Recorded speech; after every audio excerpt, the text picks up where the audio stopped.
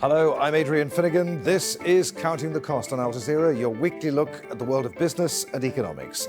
This week, South Africa's debt-laden companies are too big to fail and without a bailout could cripple the economy. From Paul McCartney to Taylor Swift, we take a look at the decades-old struggle by artists to control their work. And job seekers in Iraq, only they're not Iraqis. We find out how US sanctions against Iran are forcing people to cross the border in the hunt for jobs. South Africa has a problem. Some of its biggest state-owned companies pose a threat to the economy due to their huge debts. Chief executives have resigned, frustrated by red tape, or have been fired due to corruption. And President Cyril Ramaphosa, who recently won another term with the help of powerful unions, has shelved plans to fix problem companies. Now, if the state were to step in to bail out two of the biggest firms, power company Eskom and ports operator Transnet, government debt would shoot up from 57% to 68% of GDP. Eskom has said it doesn't need a third of its 48,000 employees. And for unions and Ramaphosa, that's a problem. South Africa's unemployment rate is at 27%. With or without a bailout, power blackouts in March were behind South Africa's economy contracting in the first 3 months of the year. Eskom has been given an extra $4.9 billion to keep operating and to pay down some of its debts. Well, Transnet, which runs the company's ports and rail freight, is also at the centre of numerous corruption allegations, from overpaying for locomotives to paying advisory fees for non-existent businesses. South African Airways, which employs 5,700 people, is another company that's been without a chief executive for the last few months. In his resignation letter, CEO Vayani Jarana complained that his plans to turn around the loss-making airline were undermined by a lack of funding. He'd requested $1.5 billion. Well, there's little prospect of the government allowing the big state firms to fail, as that would damage the economy. But right now, a high-profile commission is looking into alleged rampant state corruption presided over by former President Jacob Zuma. Al Jazeera's Famida Miller reports. President Cyril Ramaphosa came into office promising to fight corruption. Last year, President Jacob Zuma resigned under a cloud of corruption scandals which filtered down to government departments and officials. The government has since set up a commission of inquiry to investigate those allegations. While revelations around corruption at state-owned companies have shocked South Africans, critics are concerned that the inquiry won't amount to any prosecutions, with Zuma at one point withdrawing from the inquiry, saying he was under attack. While Ramaphosa says corruption should be tackled, the public protector, a corruption watchdog, accused the president of lying to Parliament about a $35,000 campaign donation he received when he was running for president of the African National Congress. The president says the public protector's report is unfounded and is taking her to court. Meanwhile, the public protector, Busisiwe Mkhwebane, is facing increasing criticism, especially after the Constitutional Court in another case ruled that she'd lied under oath. Mkhwebane has been accused of undermining Ramaphosa's fight against corruption, and Parliament has indicated it may investigate her competency. For many South Africans, frustrated by the extent of corruption, the fight against it appears to be overshadowed by the fight for power, for many an unnecessary distraction. The chairman of Eskom's board, Jabu Mabuza, testified at the Commission of Inquiry, saying the power utility was the main theatre where corruption and state capture had taken place. Much of Eskom's woes are related to a $42 million payment to a coal company which was owned by the Gupta family, friends of Jacob Zuma.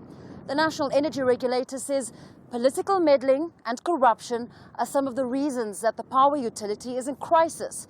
Eskom is struggling with more than $31 billion debt and needs government intervention to continue operating.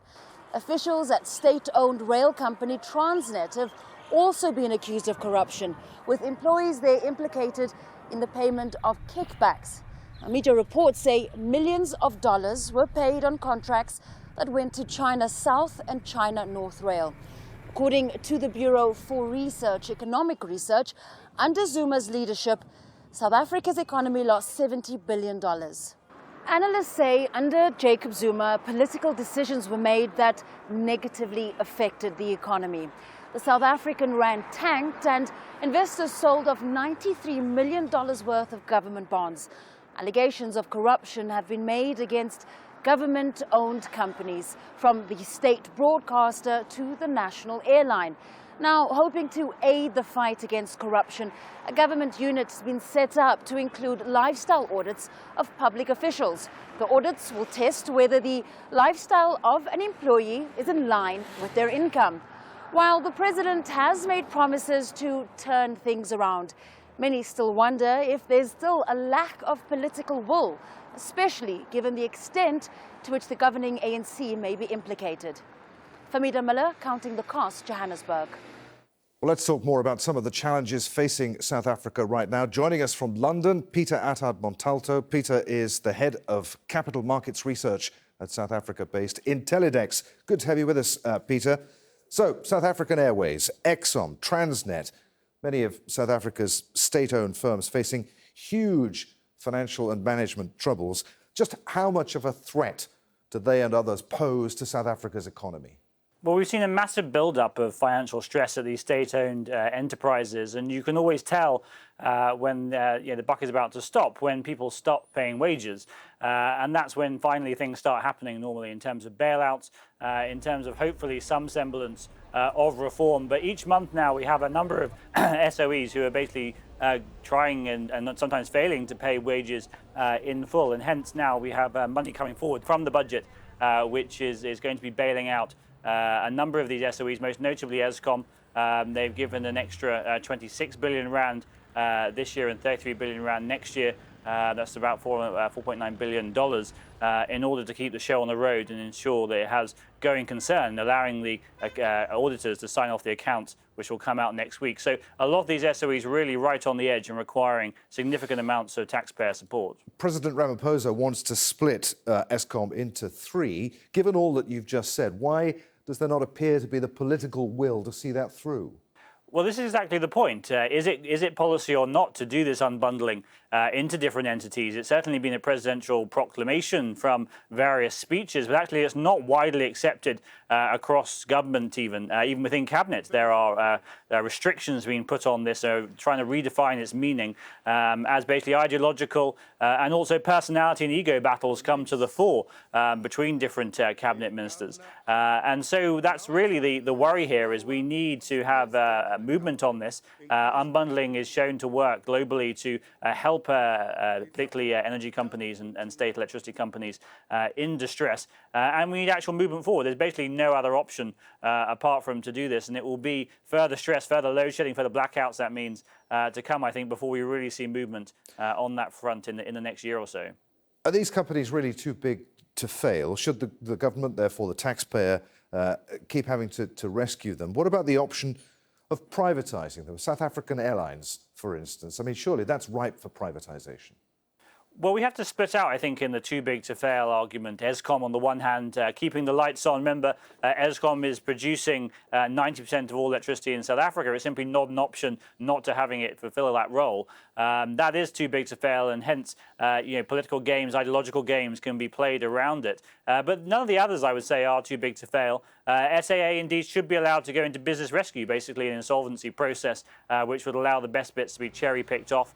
There is a certain amount of interest in some of the assets of SAA by the private sector, but certainly not as a whole. The whole entity has a huge number of issues, particularly around its technical department. They simply don't know the number of widgets and other things that they have due to so much corruption over the years. But there is some interest. But again, ideological blockages where some parts of government are happy for there to be minority stakes in things like SA, but not the majority of stakes that any particularly strategic investor would really look for to have control, to be able to turn around those entities by having management control. But you talk about this political will. 57% at the moment of GDP is what South Africa's debt is running at. The government simply can't afford to keep rescuing these SOEs. I mean, when will reality bite?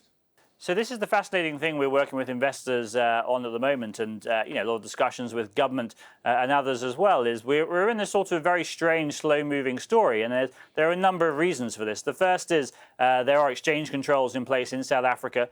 Still one of the few countries really to restrict, or developed market countries to actually really restrict investors and what they can do. So there's a large amount of capital trapped onshore. That means people have to buy government bonds. The equity markets underperform so much, people are buying a lot of government bonds.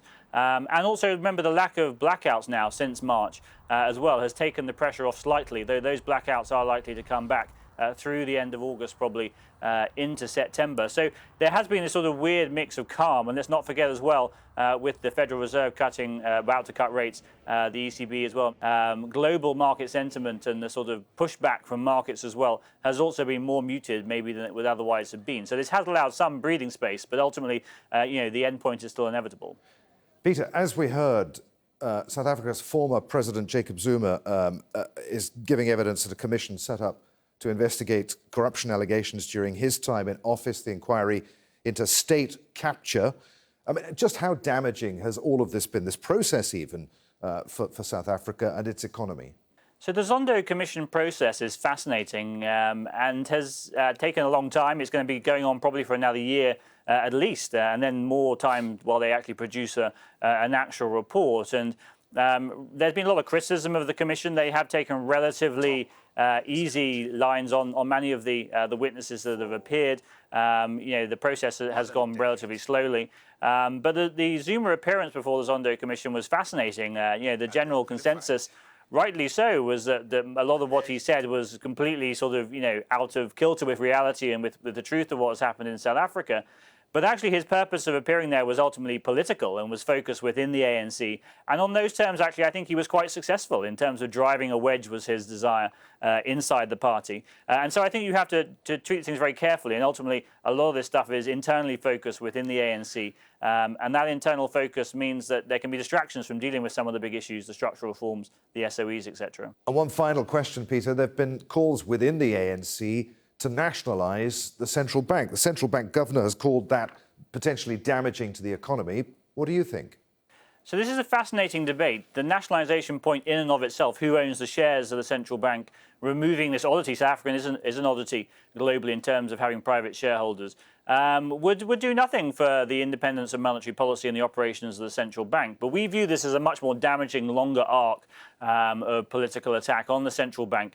This is just the first potential step in a multi-step process where ultimately parts of the ANC want to have direct control over monetary policy, but more importantly for them, over financial sector policy, regulatory affairs over banks in particular. And this would basically be to avoid the situation that happened under the Zuma years where the SAR backed up banks in blocking the Gupta family accounts, in clamping down on state capture.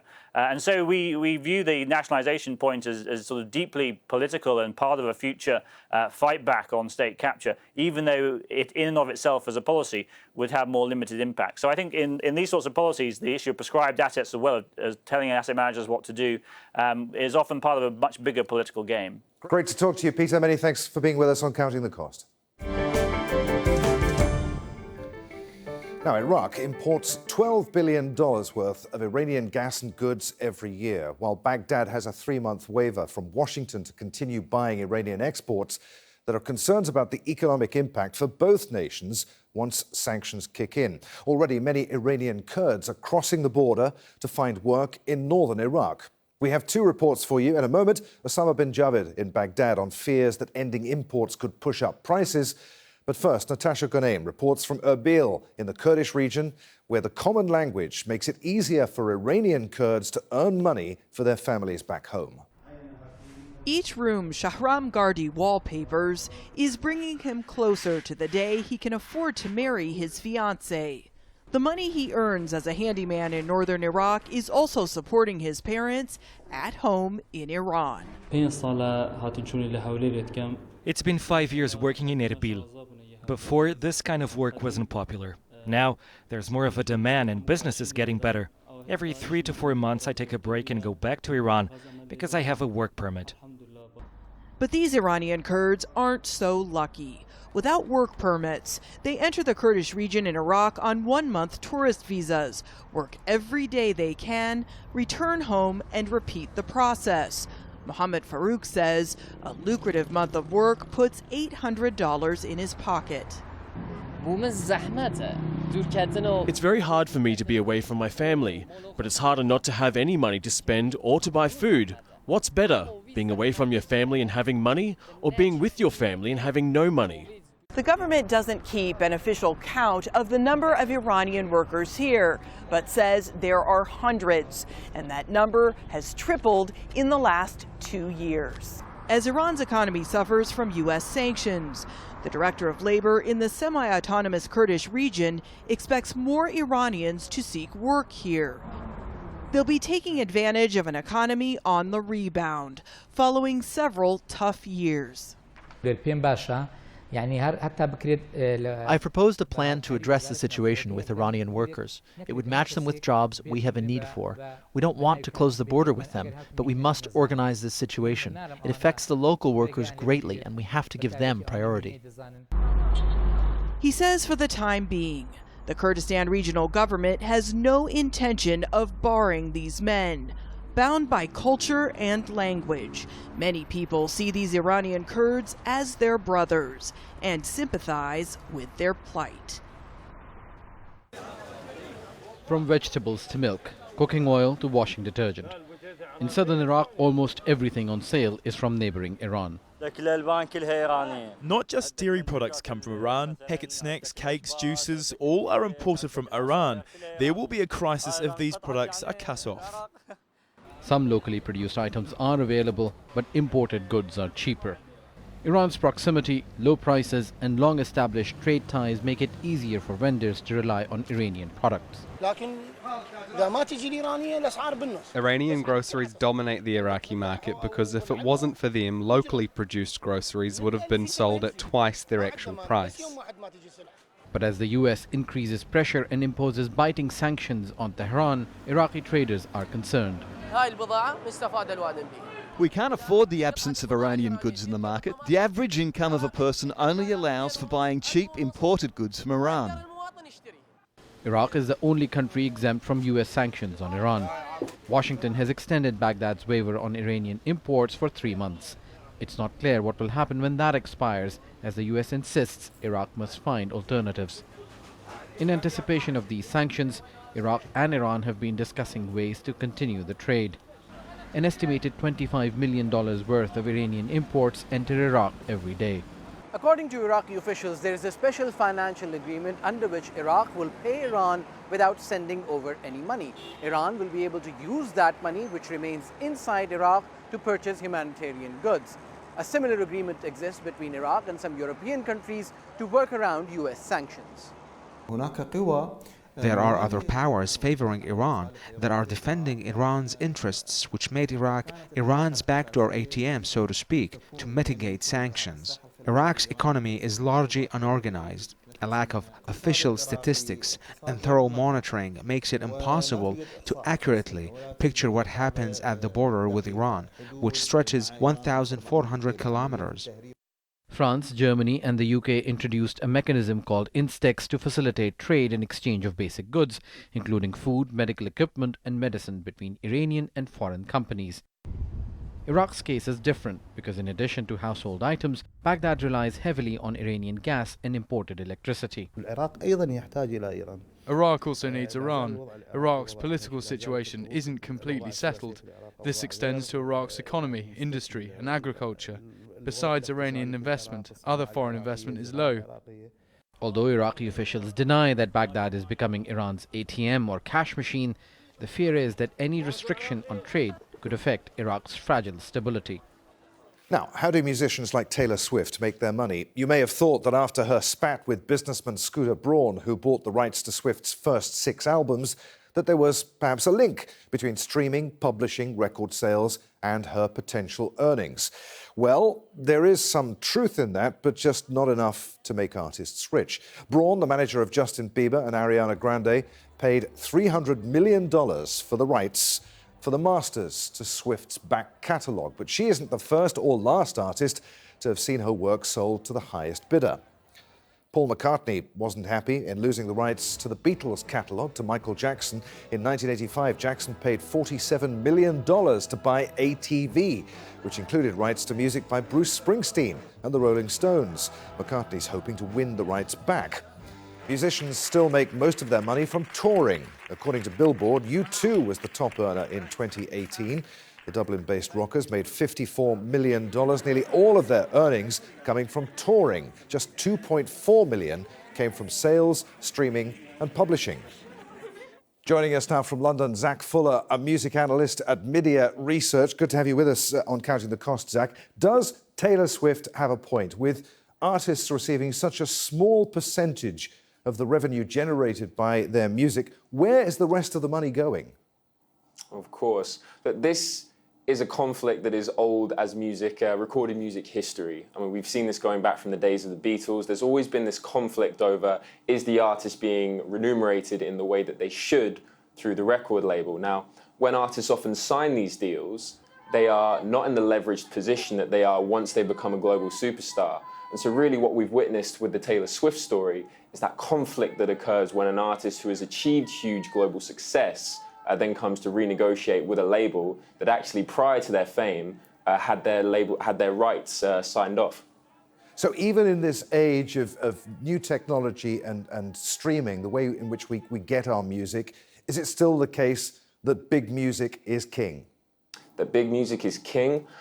It's interesting you bring this up because really what the big machine deal with involving Taylor Swift's rights has shown us is given this almost a platform to the very idea of the label service. Now, what I mean by label service is that in an era of digital where a lot of artists are actually going direct to fan and bypassing the label system altogether, labels are actually having to play catch up effectively. And so instead of offering a deal where you are actually taking a lot of the artist's rights, the value proposition that they are offering is using their marketing strategies, their global networks, their ability to build a brand, and actually using that as their main selling point. So what we've actually witnessed with regards to, you refer to this idea of the bigger artist, it's actually the middle class or the independent artist that is outpacing the recorded industry's overall growth. If we looked last year, it was actually label services that grew 3 times quicker in terms of revenue than the overall recorded music industry. So our bigger artists being as big as they were, I mean, it's a fair point to bring up, but really it's the label services that are winning at this point. So what would your advice to be to any budding musician? How can young artists ensure that they are benefiting from the streams that they get from the fact that people want to download and listen to their music? How can they generate revenue? Well, what's important to remember now is that they have more choice than ever. So bringing it back to the Taylor Swift story, when she signed this deal, these opportunities didn't exist. Those label services deals, they were not in place and the whole streaming economy had not developed at this point. So if you are a younger artist, you may choose to go with a major record label because you believe it's best for your art, but ultimately now you have the choice. Now, music streaming platforms really did disrupt the industry. I mean, I can't remember the last time I actually bought a physical copy of a recording, a CD. I mean, vinyls had a bit of a revival. But if you take the Billboard numbers and what the streaming services are actually paying artists per stream, I mean, just fractions of a cent, it's going to take a heck of a long time for musicians to profit from their music, isn't it? Well, really what the streaming business model has done is it upended the whole idea of the sale. And so I think there have been some teething problems in terms of how those economics are beginning to add up, because as you've correctly identified, if you're seeing per stream rates, it begins to look quite low. But the advantage of what we're seeing with streaming is it's expanding the overall music market. So previous territories where you never would have received any revenue from, so really in its most embryonic form, the recorded music industry could only really monetize developed Western markets. Streaming is completely changing that, and as the overall base grows, that is going to be to the advantage of the artist. So are streaming services like Apple Music and Spotify the saviors of the music industry, both for artists and the publishing companies, or are they disruptors but in a bad way? it's a bit of, it's interesting to describe it as the disruptors in a bad way. I mean, if you're talking to a record label, if we just go by the sheer numbers, you would almost bring out this savior narrative. I mean, the recorded music industry was in a state of almost, some would have described, terminal decline for the best part of 15 years between 2000 and 2015. Those revenues have now started to creep up again, and although it still has a long way to go before it reaches the dizzy heights of what it was in 1999, streaming services have essentially driven the majority of that growth. And so the savior narrative, the idea that Spotify or Apple Music would have saved the record labels, isn't too far a stretch to say. Taylor Swift obviously unhappy about having to give so much of the revenue her work generates to the publishing companies, the record companies. Looking at it from the other side, though, should she be happy that her revenue, the revenue that her songs are generating as an established artist, is going to help other younger, less well-established artists, up-and-coming artists? Well, it's an interesting point, because if we consider that when a label signs artists, typically most of them aren't going to even make a profit in the end. They're not going to go on to achieve the success that Taylor Swift has. So one could make the view that, yes, her revenues are going off to pay for the advances of other artists that won't achieve the same level of success that Taylor Swift does. Converse to that point is that an artist may feel, well, this is my revenue, I'm the one who's achieving that success, I shouldn't be able to bankroll those other artists. You can see both sides of the point from the label and the artist. Fascinating. Zach, it's been great to talk to you. Many thanks indeed for being with us on Counting the Cost. Thank you.